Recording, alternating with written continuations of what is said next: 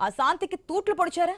America Iran మధ్య చర్చలను సమన్వయం చేయాల్సిన పాకిస్తాన్ ఇరు దేశాలను ఘోరంగా వంచిందన్న సంచలన వార్తలు ప్రపంచాన్ని కుదిపేస్తున్నాయి. ఇరాన్ పంపిన ప్రతిపాదనలను అమెరికాకు మార్చి పంపడం, అలాగే వాషింగ్టన్ ఇచ్చిన వెర్షన్ను ఇరాన్కు తప్పుగా వివరించడంతో ఇప్పుడు మునుపెన్నడూ లేని గందరగోళం నెలకొంది.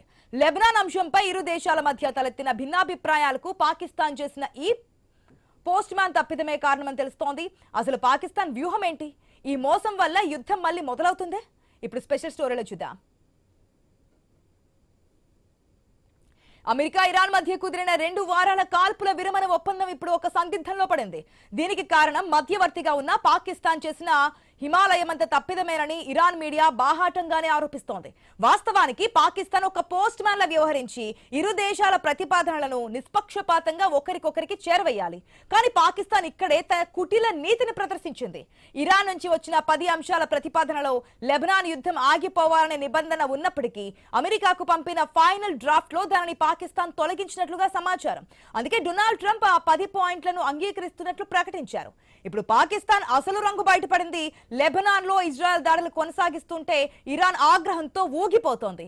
లెబనాన్ కూడా ఒప్పందంలో భాగమని ఇరాన్ గట్టిగా వాదిస్తుంటే అమెరికా ఉపాధ్యక్షుడు జేడీ వాన్స్ మాత్రం అది ఎప్పుడూ ఒప్పందంలో లేదని, అది ఇరానియన్ల అపోహ మాత్రమేనని తేల్చి చెబుతున్నారు. ఈ భారీ కన్ఫ్యూజన్ కు కారణం పాకిస్తాన్ ఇరు దేశాలకు వేరు వెర్షన్లకు పంపించడమే. అమెరికా నుండి వచ్చిన ప్రతిపాదనలను ఇరాన్ కు వివరించేటప్పుడు లెబనాన్ అంశాన్ని కావాలనే చేర్చారని, అందుకే ఇరాన్ చర్చలకు సిద్ధమైందని తెలుస్తోంది. కేవలం అమెరికా డాలర్ల కోసం, డొనాల్డ్ ట్రంప్ వద్ద మంచి మార్కులు కొట్టేయడం కోసం పాకిస్తాన్ తన సార్వభౌమత్వాన్ని పక్కన పెట్టి ఇరు దేశాలను బురిడీ కొట్టించిందన్న విమర్శలు వస్తున్నాయి.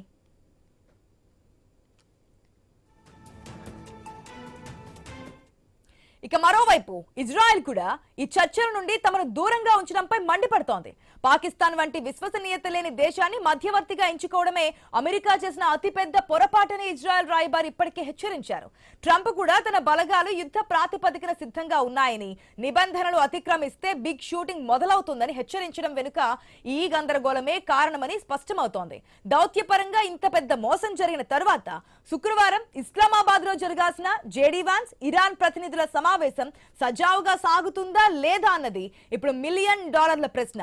పాకిస్తాన్ చేసిన ఈ డబుల్ గేమ్ పశ్చిమాసియాను మరోసారి భయంకరమైన మారణ హోమంలోకి నెట్టేలా కనిపిస్తోంది.